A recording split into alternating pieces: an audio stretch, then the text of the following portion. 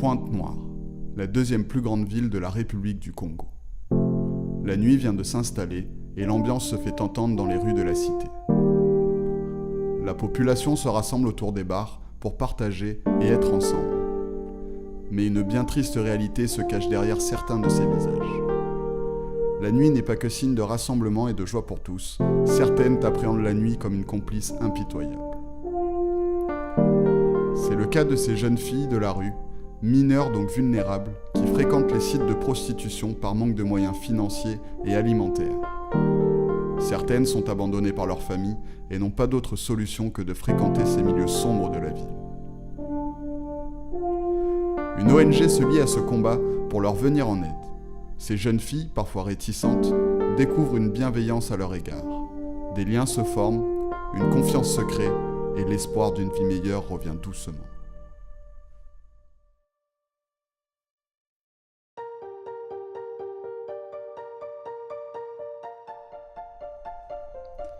Depuis 2006, Asie va à la rencontre des jeunes filles de la rue à Pointe-Noire et à Brazzaville sur les différents sites de prostitution.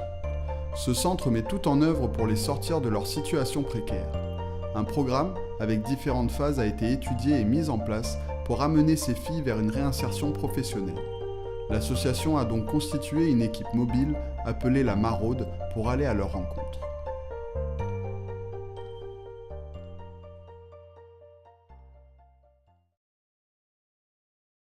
Je suis Viviane Zobo, je suis la responsable du volet équipe mobile. Le volet équipe mobile a pour mission d'aller vers les filles en rue. C'est ce que nous appelons par la maraude nuit et jour. Et en dehors de la maraude nuit et jour, il y a des séances de sensibilisation sur le VIH, les conduites à risque, la contraception, les violences. Et ces thématiques sont choisies par rapport au vécu des filles en rue et au centre. C'est parce que puberté. Je me présente. Je suis Jeva Mionkoka, bénéficiaire du centre Asie Pointe-Noire. Je suis à Asie ici depuis 2012. C'était dans les nuits obscures que je me suis rencontrée avec l'équipe mobile d'Asie, qui m'ont sensibilisé sur les dangers et à la vie que je menais. On a des outils de sensibilisation. On a le cahier. Le cahier nous permet de relever les noms des filles pour nous permettre de faire le rapport et savoir combien de filles nous avons référencées. Donc on a le cahier et dans le cahier on a le thème choisi, les différents sites visités. Asie, quand ils m'ont sensibilisé, ils m'ont donné les conseils. Ils m'ont conseillé par les vies que je menais. Ils m'ont dit qu'il y a les VIH qui existent, et les IST, les infections, tout. Donc il faut utiliser les préservatifs, mais il faut bien marcher dans la vie.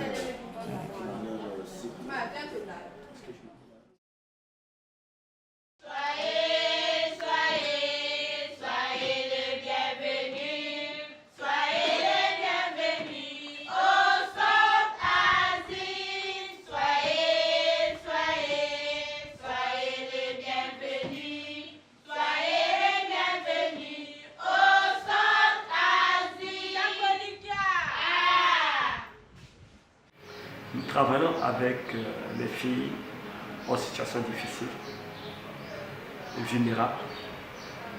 Et la première personne qui rentre en contact avec cette fille, c'est le responsable du volet accueil pour pouvoir ouvrir le dossier social de la fille, de la bénéficiaire.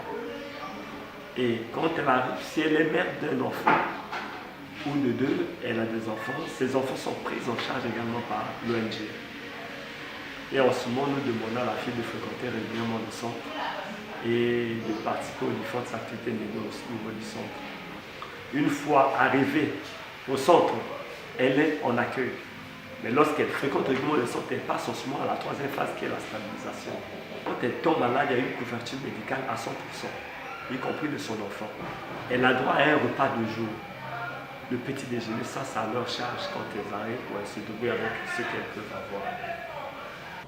Je me présente, je suis Mwakassa Belfa, bénéficiaire d'Asie. Je suis vraiment très contente de ce que Asie fait pour moi et pour ma fille. Asie m'a aidée. Depuis que je suis dans le centre Asie, je suis vraiment très très contente. Parce qu'avant, je n'étais pas sûre que je peux faire formation, que je peux même sortir de mon station. Parce que quand mon papa est décédé, ma famille m'avait abandonnée. Donc, on était seulement comme ça, les orphelins.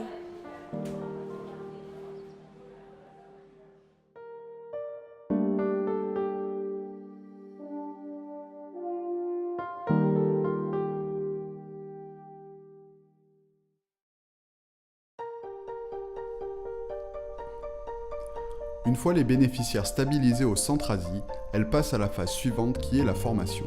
Cette formation contient des cours d'alphabétisation pour une mise à niveau, mais aussi une formation à l'IECD qui leur apprend notamment la gestion et le fonctionnement d'une entreprise.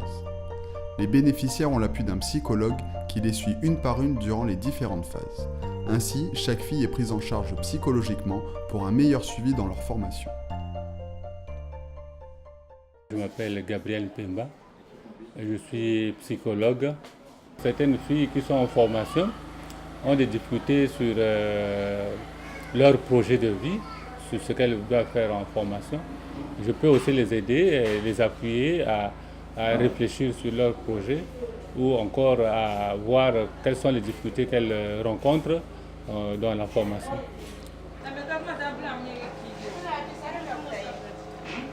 Je fais donc l'accompagnement scolaire auprès de ces bénéficiaires.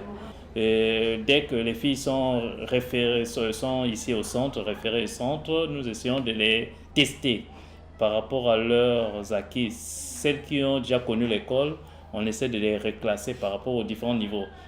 On essaie de ne pas faire le programme formel, disons, officiel. Nous avons eu à travailler avec une consultante qui a essayé d'étudier les réalités de notre centre et on a mis en place un programme souple, adapté à notre cible.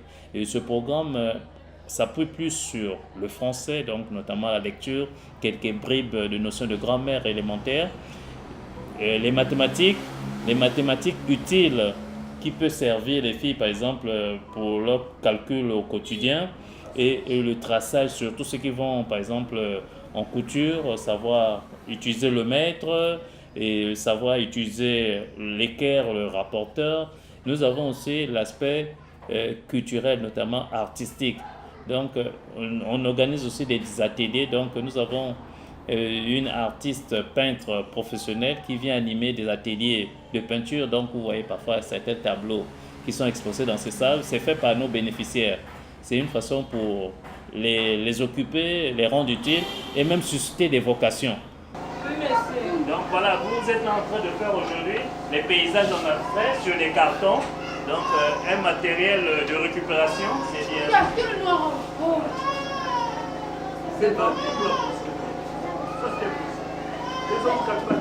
Le travail se fait, nous veillons à la participation des cours d'alphabétisation parce que nombreuses d'entre elles arrivent au centre avec un bas niveau.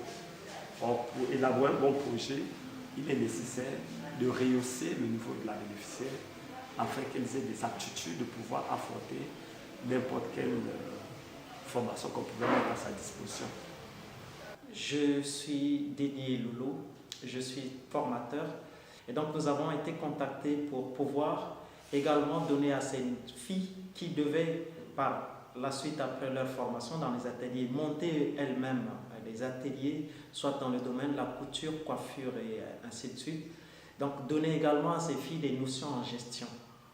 Nous ciblons essentiellement la gestion de la trésorerie. Nous leur montrons également comment pouvoir attirer, fidéliser les clients et par la suite augmenter leur chiffre d'affaires donc à travers ces actions marketing. Nous leur montrons également comment préparer l'avenir pour leur atelier ou pour leur entreprise de sorte qu'ils puissent la développer et la rendre pérenne. Nous leur montrons également c'est quoi leurs droits vis-à-vis des interlocuteurs externes et internes qui peuvent y avoir pour leurs activités. Je suis M. Rémi Mayoka, coordinateur adjoint chargé de la formation et insertion professionnelle à ASIP Pointe-Noire. Donc, dans mon volet, nous nous occupons de la formation des filles. Donc, nous travaillons avec notre partenaire immédiat qui est le CADB, compagnons et artisans de Don Bosco. C'est une ONG locale qui s'occupe des artisans. Et le CADB nous propose des ateliers dans lesquels nous allons placer des filles. Donc, un contrat d'apprentissage professionnel est rédigé. On fait lire à la fille le contrat, le contenu du contrat, au maître artisan aussi. La fille lui présente le carton de vin avec un coq en disant au maître artisan que je viens vers toi, je vais amener ce coq, symbole de la tradition, avec le carton de vin pour que tu me montres le travail. Et lorsque je suis venue au centre C, j'ai essayé de voir les métiers. Bon, moi je me suis intéressée par la soudure. Donc là, je suis en formation de soudure. J'ai déjà 11 mois à la soudure. Donc là, vraiment, j'espère être utile pour ma famille et notre pays. Je suis très ravie pour ma formation. Au départ, c'était un peu difficile parce que quand j'étais partie à la télé là-bas, j'étais entourée par des hommes. Donc j'étais un peu vraiment pas de courage. Maintenant là, ça va, ça marche. Je veux aussi travailler comme les autres, gagner mon argent propre maintenant, donc je suis à l'aise, quoi. On a reçu le nouveau stagiaire en soudure, hier. En premier temps, le matin, on a parti chercher le matériel, le poste à souder. Et puis, ils étaient déjà dotés des EPI, casques, lunettes. Il fallait accompagner des EPI des soudeurs.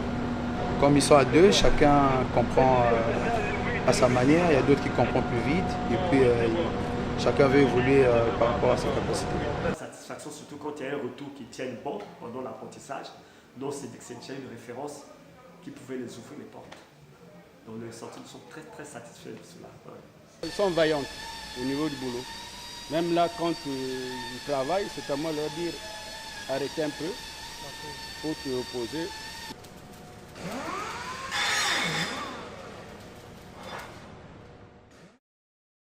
Une fois la formation finie, elle est en insertion professionnelle en IP.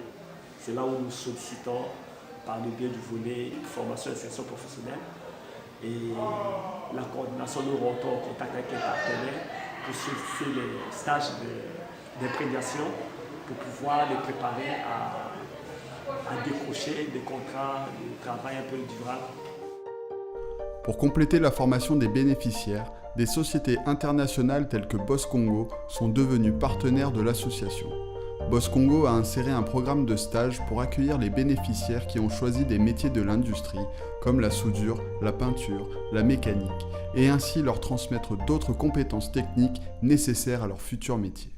Simplement, ce programme est un programme important pour nous et nous pensons que suite à cette cérémonie, je pense que ça va lancer un vrai programme de développement avec des femmes qui sont en difficulté dans la vie et qui vont là avoir une opportunité d'avoir une fonction professionnelle, un développement professionnel, un épanouissement personnel. Donc, à la participation à la fois de ASI et des administrations congolaises, je pense, vont mener à bien un programme qu'on va développer encore plus dans les années prochaines. Une carte d'artisan professionnel qui est délivrée à la fille, parce que la fille devient artisan.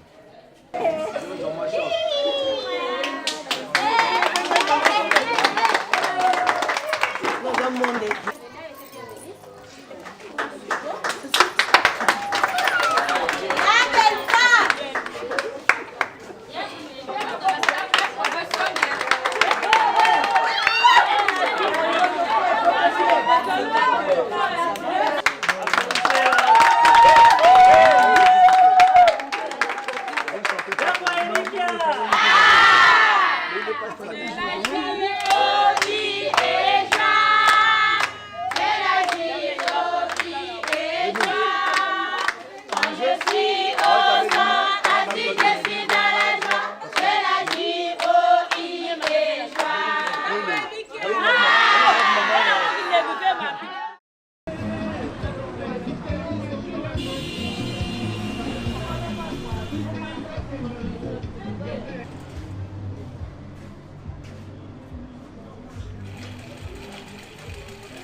Je m'appelle Atelier. Notre atelier s'appelle la Grâce Couture. On a ouvert l'atelier le 4 mai. On est pour nous ici, on est pour nous bien. Il y a le marché qui rentre dans notre atelier. On travaille ensemble, on travaille nous trois, Priscilla, Laetitia et moi, Adélie. Le créole qui est venu là, elle a fait même nous discuter ici, mais on a rangé, on a passé bien avec le créole là. Depuis le créole, il n'y a plus le créole qui rentre encore. Les galères. Rupture. Mais ici c'est bon.